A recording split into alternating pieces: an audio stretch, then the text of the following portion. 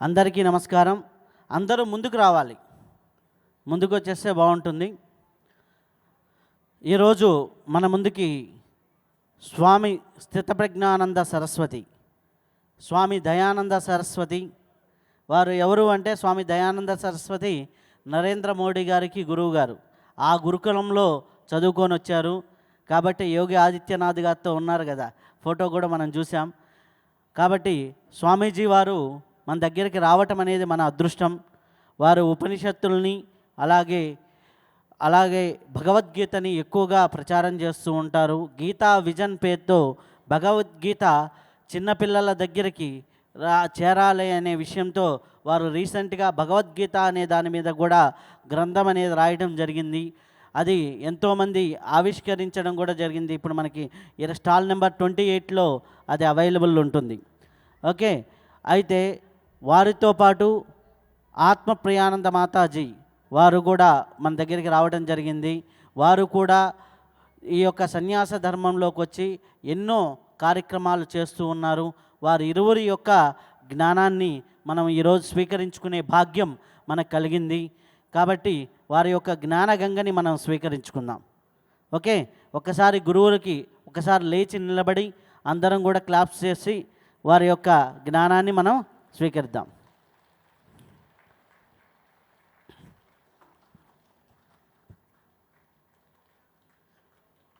ఓకేనా?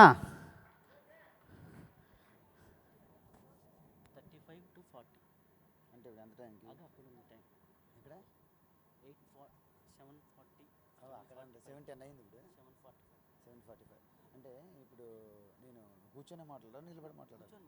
Okay, right.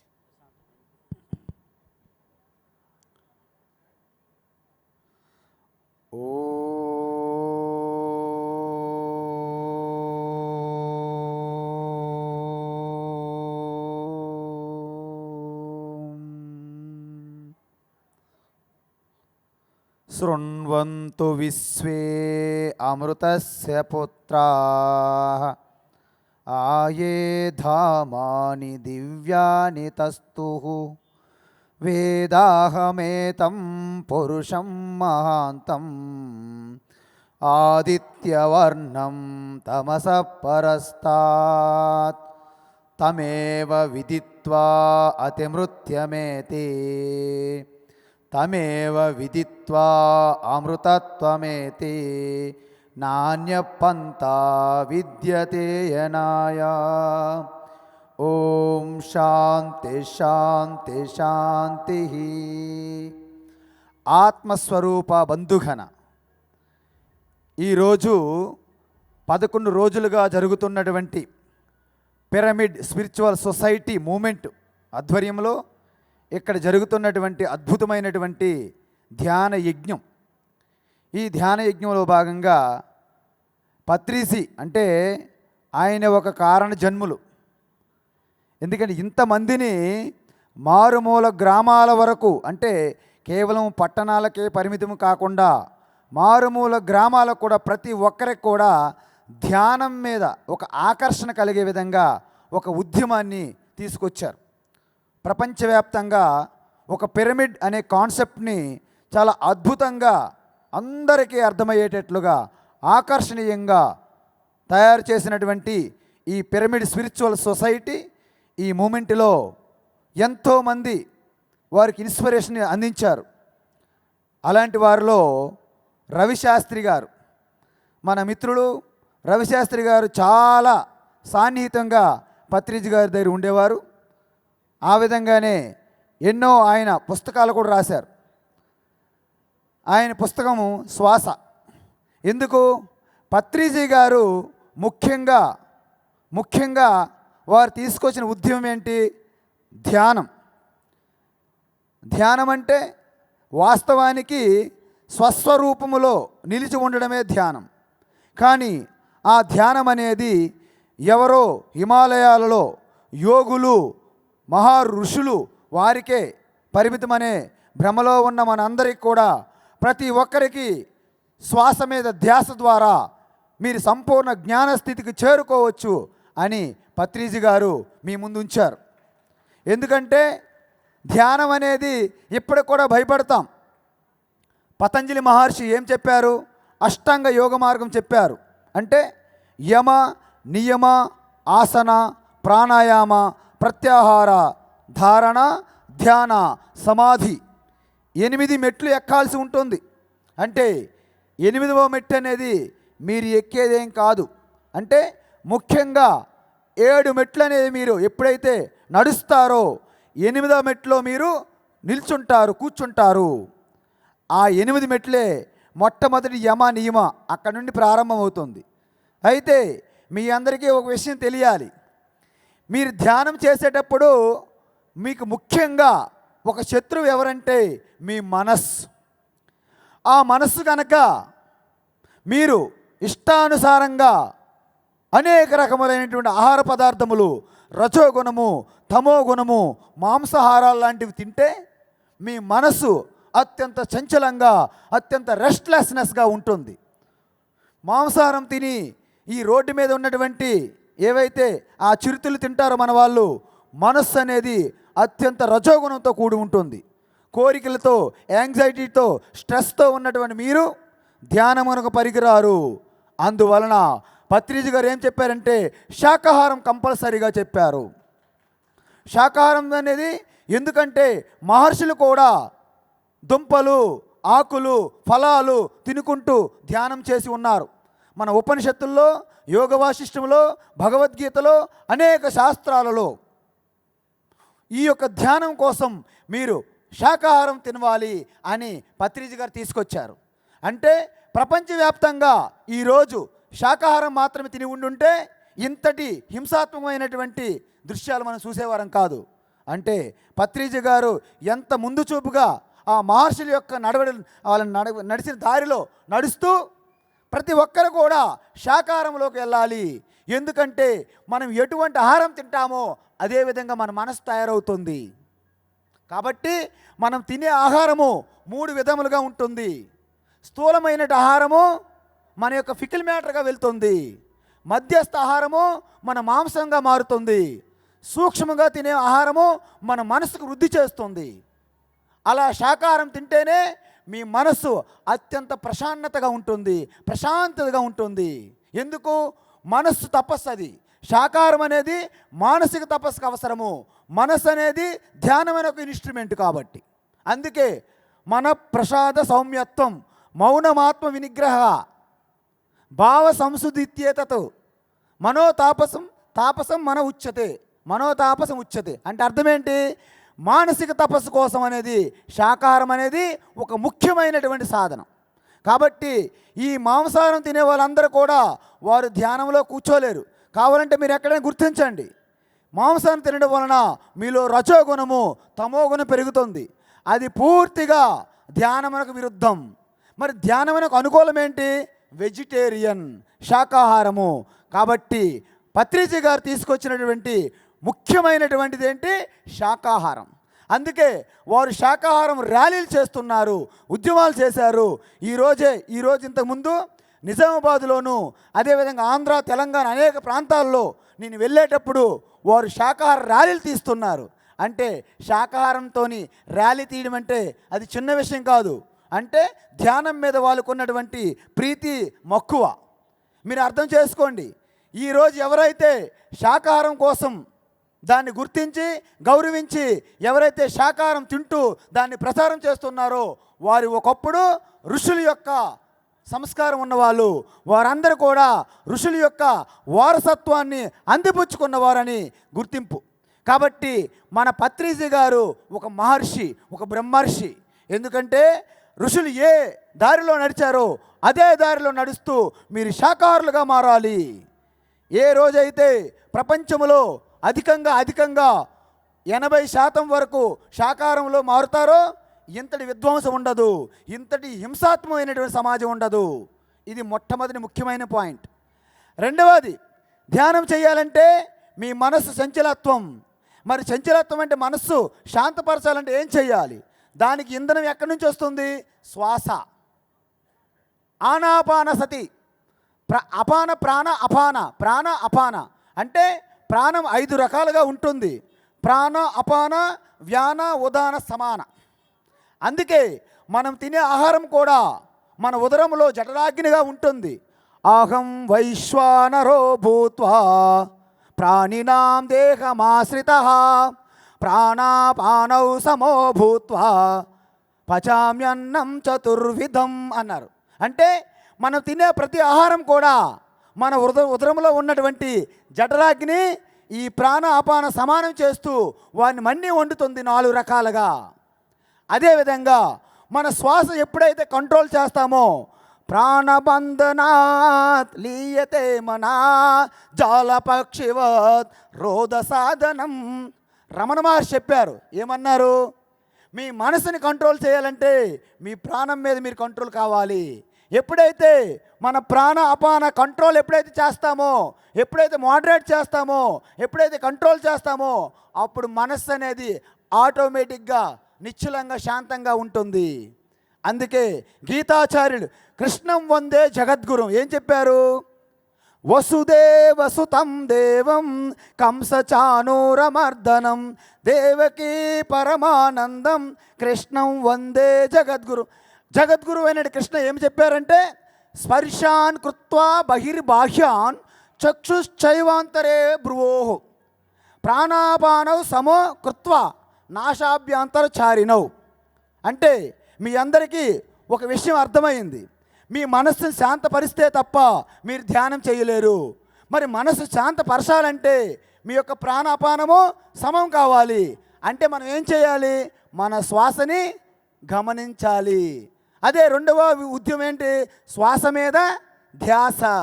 అది పత్రిజీ గారు దాన్ని పూర్తిగా ప్రతి ఒక్కరికి అంటే nook and corner of the సొసైటీకి తీసుకెళ్ళినటువంటి ఆ ఘనత బ్రహ్మర్షి పత్రిజీ గారికి చెందుతుంది. అందుకే మొట్టమొదటిది శాకాహారము, రెండోది శ్వాస మీద ధ్యాస. శ్వాస మీద ధ్యాస అయితే ఏమవుతుంది? ఇప్పుడు మీరందరూ కూడా ఒక్కసారి మీ ధ్యానంలో ఎంత మక్కువ ప్రీతి ఉన్నదో మనం ఒక్కసారి ప్రయత్నిద్దాం. 2 నిమిషాల పాటు ఒక చిన్న లఘు ధ్యానం చేద్దాం. ఏంటంటే అందరూ కూడా ఒక్కసారిగా నిటారుగా కూర్చోండి. నిటారుగా కూర్చొని నెమ్మదిగా మీ నేత్రములను మూసి ఉంచవలను. నెమ్మదిగా నేత్రములను మూసి ఉంచవలను. ఒక్కసారి మీ చుట్టూ ఉన్నటువంటి శబ్దములు ఏవైతే ఉన్నాయో వాటి నుండి మీ వినికిడిని వెనుకకు మరలించవలను. అంటే శబ్దములన్నీ వస్తున్నాయి పోతున్నాయి కానీ మీకు ఎటువంటి డిస్టర్బెన్స్ లేదు. అంటే మీ చెవి ఇంద్రియాన్ని వెనకకు మరలించవలను. అంటే ఎటువంటి శబ్దాలని మీరు అటాచ్ అవ్వట్లేదు, వాటితో పోవట్లేదు. అదేవిధంగా ఎటువంటి దృశ్యములు లేవు, వాసనలు లేవు, స్పర్శ లేదు, రుచి లేదు. అంటే మీ ఇంద్రియములన్నింటినీ వెనుకకు తీసుకున్నారన్నమాట. తాబేలు ఎలాగైతే తన అవయవాలని వెనుకకు తీసుకుంటుందో ఇంద్రియములన్నీ లోపలికి మీరు తీసుకున్నారు. ఇప్పుడు మీరు ఒక్క పని చేయండి. మీ శరీరాన్ని గమనించండి. పాదము నుండి మోకాళ్ళు, తొడల భాగము, ఉదరము, ఛాతి భాగము, శిరస్సు భాగము. ఇప్పుడు మీరు శరీరము నుండి మీ యొక్క నాసిక అంటే ఈ నాసిక చివరి భాగమైనటువంటి నాసిక రంధ్రాల వద్ద మీరు గమనించవలను. ఏమవుతుంది? శ్వాస తీసుకునేటప్పుడు చల్లని స్పర్శ కలుగుతుంది, విడిచిపెట్టేటప్పుడు వెచ్చని స్పర్శ కలుగుతుంది. గమనించవలను, శ్వాసని గమనించవలను, కంట్రోల్ చేయడం లేదు. ఇప్పుడు మీరు ఒక విషయం గమనించాలి. శ్వాసను గమనిస్తూనే మీ దృష్టిని 2 కనుబొమల మధ్య నిలపవలెను. అంటే శ్వాసను గమనిస్తున్నారు, దృష్టి మాత్రము భ్రుకుటి మధ్య అంటే కనుబొమల మధ్య భాగంలో నిలిపాము. ఇది నిలపడం సాధ్యమా? సాధ్యమే. ట్రైన్లో ప్రయాణించేటప్పుడు మధ్య స్టేషన్లో దిగుతాము, వాటర్ బాటిల్ తీసుకుంటాము, కానీ మన దృష్టి ట్రైన్ మీద ఉంటుంది. షాపుతో మనం డబ్బులు ఇస్తాము, బాటిల్ తీసుకుంటాము, అంటే మన ట్రాన్సాక్షన్ జరుగుతుంది, దృష్టి మాత్రము ట్రైన్ వైపు ఉంటుంది. అదేవిధంగా మీరు శ్వాసను గమనిస్తున్నారు, దృష్టి మాత్రము కనుబొమల మధ్య భాగంలో ఉంది.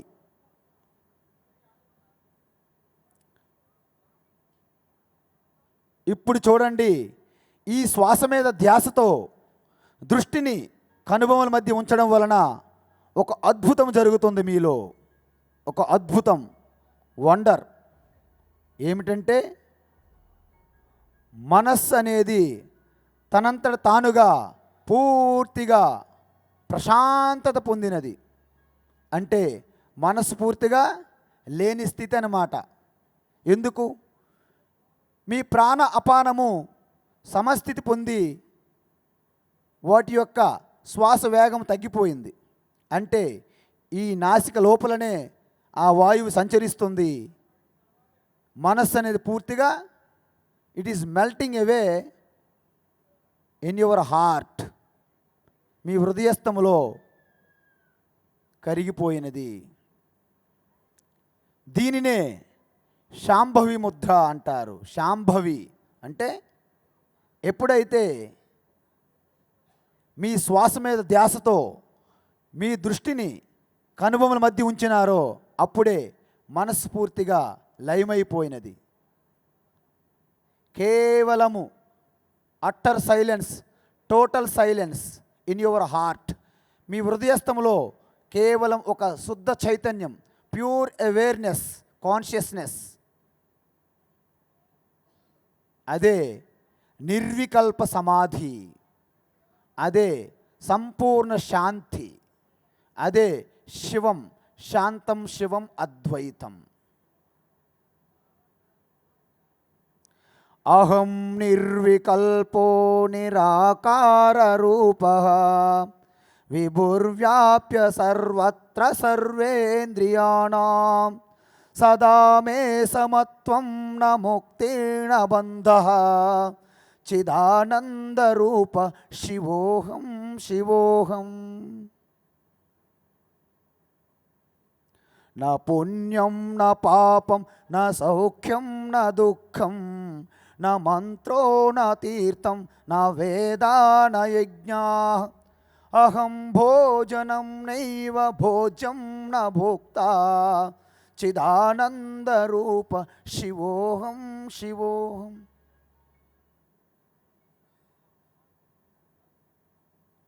ఆ సంపూర్ణ అట్టర్ సైలెన్స్, ఆ నిశ్శబ్ద స్థితియే చైతన్యము, ఆత్మస్వరూపము. అదే శివ. ఆ స్వరూపం మీరై ఉన్నారు. శివోహం.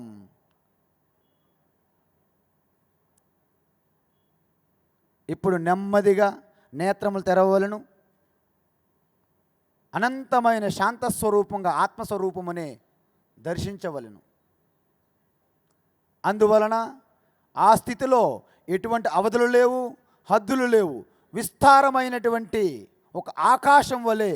అంటే ఈశ్వరో గురురాత్మేతి మూర్తిభేద విభాగినే వ్యోమవద్వ్యాప్త దేహాయ దక్షిణామూర్తయే నమః అంటారు. అంటే ఆ స్థితిలో ఈశ్వర, గురువు, మీరు అంతా ఒక్కటే ఆత్మస్వరూపంగా ఏ విధంగా ఉంటుంది? ఆకాశం వలె వ్యాప్తమై ఉన్నది. ఆ శుద్ధ చైతన్యములో, ఆ విశ్వములో అనంతమైనటువంటి ఆ cosmic energy manifest within you. అంటే potentially every one is divine, potentially everybody is divine. Our duty to allow manifest from within. అంటే మన నుండే అనంతమైన పొటెన్షియల్ని మేనిఫెస్ట్ అవ్వడానికి మనం ప్రయత్నించి ఎఫర్ట్ చేయాలి. ఎలాంటి ఎఫర్ట్ చేయాలి? కాకచేష్టాబకధ్యానం స్వాన నిద్రాత తైవచ అల్పాహారం బ్రహ్మచర్యం జ్ఞానార్థి ధ్యానార్థి పంచలక్షణం. మీరు ధ్యానం చేయాలంటే, మీరు ధ్యానులుగా, యోగులుగా మారాలంటే మీకు 5 లక్షణాలు కావాలి. ఏంటి 5 లక్షణాలు? నిరంతరము కూడా శాకాహారం తీసుకుంటూ మీకు ధ్యానానికి సమయాన్ని కేటాయించాలి. ఎందుకంటే ఈ ధ్యానం అనేది మీ స్వరూపము. మీరు ఎంత దానికి పరిచయం అయితే మీలో అంత ఆనందం అనుభూతి పెరుగుతుంది. ఎప్పుడైతే మీ ఆనందానికి మీ అనుభూతికి అవధులు ఉండవో అప్పుడు మీరు స్వరూప స్థితిని మీరు చేరుకున్నట్టు. అందువలన ఈ ప్రయాణం అనేది అంతర్ముఖంగా జరగాలి, బాహ్య ప్రయాణం కాదు. ఎందుకు? అంతర్ముఖ సమారాధ్య బహిర్ముఖ సుదుర్లభ అని చెప్పారు. అంటే మీకు అంతరములో ఉన్న అంతర్యామిగా ఉన్నటువంటి మీ స్వరూపాన్ని విడిచిపెట్టి బయట వెతికితే మీకు ఎప్పుడు కూడా మీరు చేరుకోలేరు మీ స్వరూపానికి. అది ఎండమావులు లాంటి, అది సీరియల్ అయినప్పటికీ ఎండమావుల్లో నీరు అయినప్పటికీ మీకు ఎప్పటికీ దొరకదు. మరి ఏం చేయాలి? అంతర్ముఖంగా మనము ప్రయాణించాలి. అంటే బాహ్యంగా ఉన్న జగత్తు నుండి మీ అంతరంలో ప్రయాణిస్తే ముందుగా మీకు ఎన్కౌంటర్ అయ్యేది ఈ శరీరము. శరీరం అనేది అన్నరసం ద్వారా పుడుతుంది, అన్నంతోనే వృద్ధి చెందుతుంది, చివరికి పంచభూతాలైనటువంటి అన్నాత్మకంలోనే కరిగిపోతుంది. కాబట్టి శరీరము నుండి ఇంకా లోపల ప్రయాణించాలి. ఆ తర్వాత ప్రాణము మనస్సు దాటి వెళితే ఎప్పుడైతే శ్వాస మీద ధ్యాసతో మీరు, అది ఒక గొప్ప టెక్నిక్. ఆ టెక్నిక్ ఏం చేస్తుంది? శాంభవి ముద్రగా తీసుకెళ్తుంది. శాంభవి ఏం చేస్తుంది? శాంభవి మిమ్మల్ని తీసుకెళ్ళి శంభు స్థానంలో నిలబెడుతుంది. శంభు అంటే మీ హృదయస్థములో ఉన్నటువంటి శాంత స్వరూపానికే శంభు అంటారు. కాబట్టి శాంభవి మీకు శంభు దగ్గర చేరుస్తుంది. కాబట్టి శాంభవి ముద్ర, శ్వాస మీద ధ్యాస, శాకాహారము, ఇవి అద్భుతమైనటువంటి మీరు నిత్య నియమంగా వాడుకోవాలి, ఉపయోగించాలి. ఇవి గొప్ప ఉపాయం. అందువలన ఉపనిషత్తుల్లోనూ భగవద్గీతలోనూ ఈ విషయాలు చెప్పడం జరిగింది.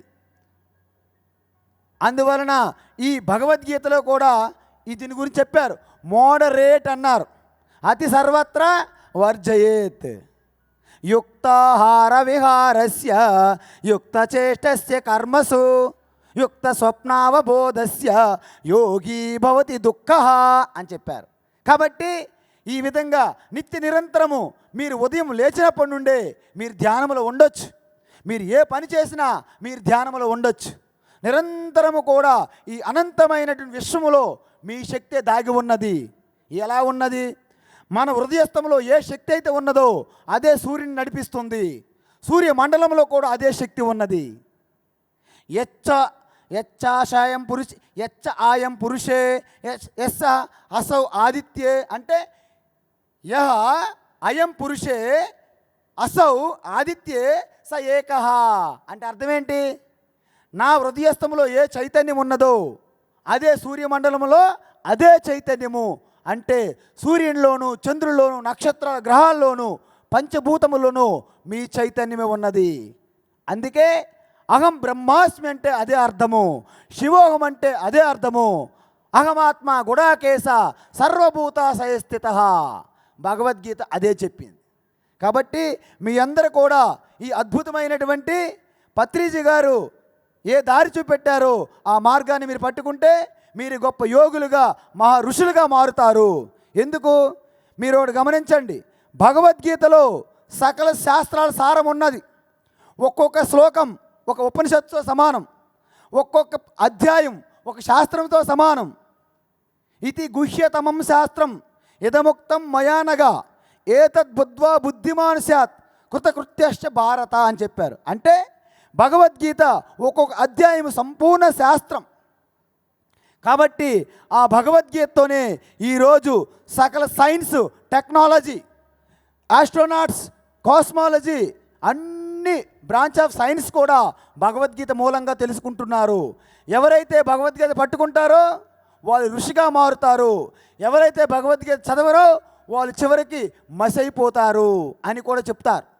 అందుకే మీ అందరూ కూడా సనాతన ధర్మములో ఒక మానవ జన్మము, అది భారతీయ సనాతన ధర్మములో మీరు పుట్టారు. కాబట్టి మీ అందరూ కూడా యోగులుగా, మహర్షులుగా మారడానికి మీకు యోగ్యత ఉన్నది. కాబట్టి మీ అందరూ ఒకసారి ప్రతిజ్ఞ చేసుకోండి. ఎట్టి పరిస్థితుల్లోనూ పత్రిజీ గారు ఏవైతే మనకి ఆ ఉపాయం ఇచ్చారో దాన్ని తప్పకుండా పాటించి గొప్ప యోగులుగా, మహర్షులుగా మారాలని నిరంతరము ప్రతి సంవత్సరం కూడా అత్యద్భుతమైనటువంటి ఈ pyramid society spiritual society moment అనేది రోజు రోజుకి పెరుగుతుంది. అంటే ఒక చిన్న కాలువగా ప్రారంభమైనటువంటి ఈ pyramid society spiritual pyramid society ఈరోజు ప్రపంచవ్యాప్తంగా ఎంత అద్భుతమైన విజయాలు సాధించాయంటే దానికి కారణం మీ అందరూ. కాబట్టి మనందరం కూడా శాకాహారం భుజిద్దాం, ధ్యానం చేద్దాం, శ్వాస మీద ధ్యాస, ఆనాపాన సతి అని ఏవైతే నియమాలు ఉన్నాయో అవి నిజంగా ఉపనిషత్తుల్లోనూ యోగ వాసిష్టము భగవద్గీత లాంటి గ్రంథాల్లో ఉన్నాయి. వాటన్నిటిని కూడా అత్యంత సులభంగా మీకు అర్థమయ్యేటట్లు ఆ శ్వాస మీద బుక్ కూడా మన రవిశాస్త్రి గారు రాయడం జరిగింది. కాబట్టి ఆ శ్వాస మీద బుక్ ఒకటి మీరు తూచా తప్పకుండా ప్రతిరోజు రోజుకు ఒక్క పేజీ అయినా చదవండి. భగవద్గీత రోజుకు ఒక్క శ్లోకం చదవండి. ఎందుకంటే భగవద్గీతలో సకల శాస్త్రాల సైన్స్ సారం ఉన్నది. మీ అందరికీ సరళంగా అర్థమయ్యేటట్లుగా భగవద్గీత అనేది మేము ఈ మధ్య లఘు వ్యాఖ్య రాయడం జరిగింది. అదే బుక్ని మన ఉత్తరప్రదేశ్ ముఖ్యమంత్రి యోగి ఆదిత్యనాథ్ గారికి కూడా అందజేయడం జరిగింది. మొన్న గీతా జయంతి రోజు విడుదల చేశాం. ఆ బుక్ అనేది ఇప్పుడు మన బుక్ స్టాల్ నెంబర్ 29లో పెట్టాం. కాబట్టి మీలో ఎవరైనా సరే శ్రద్ధాభక్తి ఉండి ఒక యోగీశ్వర కృష్ణలాగా మారాలనుకునేవారు ఆ భగవద్గీత మీకు అందుబాటులో ఉన్నది. కాబట్టి మనం చూడండి, ఒక సినిమా థియేటర్కి వెళ్ళి బేరాలు ఆడము. అక్కడ 400 టికెట్ అయినా 300 టికెట్ అయినా ఆ టికెట్ కొనుక్కొని వెళ్ళిపోతాం. కేవలం 2.5 గంటలంతా ఇమాజినేషన్స్, అంతా ప్రొజెక్షన్, అంతా అది చూసి వెళ్ళిపోతాం. కానీ భగవద్గీత మీ చేతిలో ఉంటే మీ జీవితం మారిపోతుంది. గీత చదువుకో, రాత మార్చుకో. గీత చదివితే ఋషి అవుతావు, గీత లేకుంటే మసి అవుతావు. కాబట్టి ఇది మీకు స్మరణకు రావాలి. యత్ర యోగీశ్వర కృష్ణో యత్ర పార్థో ధనుర్ధరః తత్ర శ్రీర్విజయో భూతి ధ్రువానీతిర్మతిర్మమ అన్నారు. అంటే అర్థం ఏంటి? ఎక్కడైతే కృష్ణార్జునులు ఎక్కడుంటారు? మనలో ఉన్నారు, ప్రపంచమంతా ఉన్నారు. ఎలా ఉన్నారు? ఏదైతే శుద్ధ చైతన్య ఆత్మ చెప్పామో అదే కృష్ణ. మరి ఎవరైతే వివేకంతో వైరాగ్యంతో మీలాగా ధ్యానం చేసే ఆ సాధకులుగా ఎవరున్నారో వారే కృష్ణ. మీ బుద్ధి అర్జున, మీ ఆత్మ పరమాత్మ శ్రీకృష్ణ. ఆ రెండు ఎప్పుడైతే కలుస్తాయో అది మీలో కానీ అది బాహ్య సమాజ జగత్తులో కానీ అక్కడ విజయము, ధర్మము, నీతి, న్యాయము ధృవంగా ఉంటాయి. ఎవరన్నారు? సంజయుడు చెప్పాడు. ఎందుకు? సాక్షాత్ దర్శించాడు కాబట్టి. అంటే దీన్నే యోగం అంటారు, యోగ విద్య. దీన్నే బ్రహ్మ విద్య. బ్రహ్మ విద్య, యోగ విద్య ఎవరు చెప్పారు? శ్రీకృష్ణ పరమాత్మ అర్జునుడికి చెప్పారు. ఎవరు దర్శించారు? సంజయుడు దర్శించారు. ఎవరి వాళ్ళు దర్శించారు? వ్యాస మహర్షి. వ్యాస మహర్షి అంటే ఆయన మహాయోగి, మహాబ్రహ్మర్షి. వారు దర్శింపడానికి కారణమయ్యారు. అందువలన యోగం యోగేశ్వరాత్ కృష్ణాత్ సాక్షాత్ కథయత స్వయం. అంటే ఆ యొక్క బ్రహ్మ విద్య, యోగ విద్య సాక్షాత్ మహాయోగేశ్వరు నుండి ప్రకటమైంది. అదే జ్ఞానము మీ అందరి నుండి కూడా ప్రకటన అవ్వచ్చు. ఎప్పుడు? మీరు మహాయోగులుగా మారాలి. ఎలా మారాలి? మీ ఆహారము, మీ కట్టుబాట్లు, మీ నియమాలు ఒక తపస్సుగా మార్చుకోవాలి. జీవితం ఒక తపస్సు. కాబట్టి ఎప్పుడైతే మీ జీవితాన్ని ఒక తపస్సుగా మార్చుకుంటారో అప్పుడు ప్రతి నిమిషం కూడా మీరు ధ్యానంలో ఉండొచ్చు. మీరు వంట వండుతూ ధ్యానంలో ఉండొచ్చు. మీరు డ్రైవింగ్ చేస్తూ ధ్యానంలో ఉండొచ్చు. మీరు చదువుకెళ్తూ ధ్యానంలో ఉండొచ్చు. ఎందుకంటే ధ్యానం అంటే ఎప్పుడైతే మీ కాన్సన్ట్రేషన్ పెరుగుతుంది అంటే 10 సార్లు చదవాలని పని లేదు, 10 సార్లు ట్రైనింగ్ చేయాలని పని లేదు, ఒక్కసారి పట్టుకుంటారనమాట. అంటే మీ కాన్సన్ట్రేషన్ పెరుగుతుంది, మీ ఏకాగ్రత పెరుగుతుంది. ఎందుకంటే ఎవరికైతే ఏకాగ్రత బాగా ఉంటుందో వారికే అర్థమవుతుంది. అందుకే శ్వాస మీద ధ్యాస అనేది మీ కాన్సన్ట్రేషన్కి అవసరం. శ్వాస మీద ధ్యాస అనేది మీ ఆరోగ్యానికి అవసరం. కాబట్టి మీలో ఆరోగ్యం పెరగాలన్నా, మీలో కాన్సన్ట్రేషన్ పెరగాలన్నా, మీరు ధ్యానం చేయాలన్నా మీకు శాకాహారంతో కూడినటువంటి ఈ శ్వాస మీద ధ్యాస అనే టెక్నిక్ చాలా ఆవశ్యకత. కాబట్టి ఈ రెండింటినీ కలిపి సమ్మిళితం చేసి జోడించి మనకు అందించినటువంటి ఆ పత్రిజీ గారు అనేవారు మనకి సాక్షాత్ గురువు, పరం గురువు. కాబట్టి మీరందరూ గమనించాలి. మీరు ఏదైనా సరే నమ్మకాలు కాదు, ఇక్కడ బీ ప్రాక్టికల్ అనమాట. మీరు ప్రాక్టికల్ చూడవచ్చు. ఇక్కడ ఎవరో చెప్పారు నమ్మడం కాదు, మనం పైనుంచి చెప్పారు నమ్మాలని ఏం కాదు. నిజంగా మీరు గమనిస్తే ఎవరికైతే శాకాహారం భుజిస్తారో వారిలో సత్వగుణం పెరుగుతుంది. సత్వగుణ స్వభావం ఏంటి? శాంతం. జ్ఞానం తెలుసుకోవాలని జిజ్ఞాస. జ్ఞానం ఏ జ్ఞానం తెలుసుకోవాలి? నేనెవరిని, ఎక్కడి నుంచి వచ్చాను, ఎక్కడ పోతాను, నా యొక్క ఆది ఏంటి, అంతమేంటి, నా స్వరూపం ఏంటి, ఏంటి సంసారము, దీనికి ఏమైనా విముక్తి ఉందా అనే ప్రశ్నలు వస్తాయి. జీవుడెవరు, దేవుడెవరు, జగత్ అంటే ఏంటి అనే ప్రశ్నలు ఉత్పన్నమవుతాయి. వీటన్నింటికి సమాధానమే మీ స్వరూప జ్ఞానం. ఎప్పుడైతే మీ స్వరూప జ్ఞానం మీకు అర్థమైందో నేను తప్ప ఇంకేమీ లేదనిపిస్తుంది. ఎందుకు? సూర్యుడు ఒకడైనప్పటికీ 100 బకెట్లు పెడితే 100 ప్రతిబింబాలు ఉంటాయి. అంత మాత్రాన 100 సూర్యులు కానట్లుగానే మీరు కూడా ఒకే ఆత్మస్వరూపము అన్నిట్లో కూడా వెలుగుతున్నది. ఒకే కరెంట్ ఎలాగైతే అన్ని బల్బుల్లో వెలుగుతుందో అదేవిధంగా ఒకే చైతన్య స్వరూప ఆత్మయే సకల ప్రాణులందు ప్రకాశిస్తుందనే సత్యం మీకు బోధపడుతుంది. అది బోధపడాలంటే ప్రతి ఒక్కరూ ధ్యానం చేయాలి. ధ్యానం చేయాలంటే జ్ఞానం కావాలి. జ్ఞానం కావాలంటే భగవద్గీత పట్టుకోవాలి. భగవద్గీత పట్టుకోవాలంటే మీలో సత్వగుణం కావాలి. సత్వగుణం కావాలంటే శాకాహారం భుజించాలి. చూసారా? శాకాహారం భుజించాలంటే మీకు సత్వగుణం ఉండాలి. అప్పుడు సత్వగుణం పెరుగుతుంది. తర్వాత జ్ఞానం తెలుసుకోవాలి. జ్ఞానంతో కూడిన ధ్యానం చెయ్యాలి.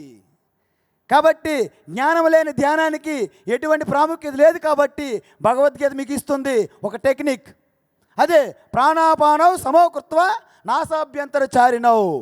అదేవిధంగా మీరెప్పుడు కూడా ధ్యానులు చేసేవారు ఎప్పుడు మితాహారం తినాలి, శాకాహారం భుజించాలి, రెగ్యులర్ టైమింగ్ పాటించాలి. అతిగా తినకూడదు, పూర్తిగా ఉపవాసం ఉండకూడదు, అతిగా నిద్రపోకూడదు, అలాగని పూర్తిగా జాగారం ఉండరాదు. ఈ విధంగా ధ్యానం చేసేవాళ్ళు ఇవి పాటించాలి. ఎవరైతే ఇటువంటి టెక్నిక్స్ పాటిస్తారో వాళ్ళు గొప్ప ధ్యాన యోగులుగా నిలిచిపోతారు. కాబట్టి భగవద్గీత మీకు ప్రతి మీ ప్రశ్నకి సమాధానం దొరుకుతుంది. అమ్మగారికి ఓకే. కాబట్టి ఈ భగవద్గీతలో మీ ప్రశ్నకి సమాధానం లేదంటే ఏమో లేదు. ఎందుకంటే మీ అందరికీ తెలుసు భగవద్గీత అనేది ఏ సందర్భంలో వచ్చింది? తన కర్తవ్యాన్ని విస్మరించి కర్తవ్యం చేయడానికి భయపడి వెనుదిరుగుతున్నటువంటి అర్జునుడికి కర్తవ్యానికి ప్రేరణించినటువంటి ఆ సందేశమే భగవద్గీత. ఆ భగవద్గీత ఎంతమందికి ప్రేరణించింది? మహాత్మా గాంధీకి. ఆయనకి ఎటువంటి ప్రశ్న ఉన్నా భగవద్గీతలోని సమాధానం దొరికింది. అదే భగవద్గీత సుభాష్ చంద్రబోస్, అదే భగవద్గీత భగత్ సింగ్, అదే భగవద్గీత బాలగంగాధర్ తిలక్, అదే భగవద్గీత ఛత్రపతి శివాజీ, అదేవిధంగా ఎంతోమంది. ఈరోజు సునీత విలియమ్స్ అంతరిక్షంలో 288 రోజులు ఉండిపోతే తను బయటకు వచ్చి నాతో పాటు భగవద్గీత తీసుకెళ్ళనని ధైర్యంగా చెప్పారు. అందువలన అంతరిక్షంలో కూడా నా జ్ఞాన సామర్థ్యంతో ఆ భగవద్గీత తత్వంతో నిర్భయంగా బయటకు వచ్చారు. మీ అందరూ కూడా అదే నిర్భయంగా, అదే ఫియర్లెస్నెస్, ఎప్పుడు ఫియర్లెస్నెస్, ఆ నిర్భయత్వమే మీలో అమృతత్వము, అదే గాడ్లీనెస్ అన్నారు. Fearlessness leads to godliness. కాబట్టి మీ అందరూ కూడా ఆ భగవత్ తత్వాన్ని, ఆ యొక్క ధ్యానం ద్వారా ఆత్మతత్వాన్ని మీ యొక్క అనుభూతిలో దర్శించాలని ఈ కార్యక్రమానికి వచ్చి మీ అందరికీ నేను ప్రార్థిస్తుంది ఏంటంటే మీరు ఎప్పుడు నిరంతరము కూడా ఆ శాకాహారం తింటూ ఆ శ్వాస మీద ధ్యాస అనే టెక్నిక్తో నిరంతరం ధ్యానులుగా ఉండాలి. ఆ ధ్యాన యొక్క స్థితిని ఉత్తమ స్థితి చేరుకొని అదేవిధంగా ఆ గురువు గారి యొక్క ఆశీర్వాదంతో వారు అడుగుజాడలో నడవాలని, మరింత ముందుకి ఈ యొక్క శాకాహారం ర్యాలీ మూమెంట్ని, అదేవిధంగా ఈ ధ్యాన ఉద్యమాన్ని ముందుకు తీసుకెళ్లాలని, ప్రపంచవ్యాప్తంగా ధ్యానంలో ఎంతోమంది ముందుకు రావాలి, బిగినర్స్ రావాలి, మీడియేటర్స్ రావాలి, ఉన్నతమైనటువంటి అందరూ కూడా ఈ యొక్క ధ్యానంలో, ఈ యొక్క స్పిరిచువల్ ఏదైతే పిరమిడ్ స్పిరిచువల్ సొసైటీలో భాగస్వాములు కావాలని, అదేవిధంగా unplug our wings, rise above, sky is the limit అన్నట్లుగా ఈ పిరమిడ్ సొసైటీ ముందుకు తీసుకెళ్తారని మీ అందరికీ ఆ ఈశ్వరుడు శక్తి, సామర్థ్యం, యుక్తి, భక్తి అన్నీ శ్రద్ధ ఇవ్వాలని ప్రార్థిస్తూ ఈ యొక్క కార్యక్రమానికి నన్ను పిలిచినటువంటి మీ అందరికీ పేరు పేరున ధన్యవాదాలు తెలుపుకుంటూ, ముఖ్యంగా ఈ కార్యక్రమానికి ఇన్వైట్ చేసినటువంటి రవిశాస్త్రికి నా యొక్క ధన్యవాదాలు తెలుపుకుంటూ ఇక్కడితో విరమిస్తున్నాను. హరి ఓం శాంత్, హరి ఓం తత్సత్, హరి ఓం తత్సత్. అద్భుతంగా ఎలా ఉంది? సౌండ్తో చెప్తే ఇంకా బాగుంటుందేమో.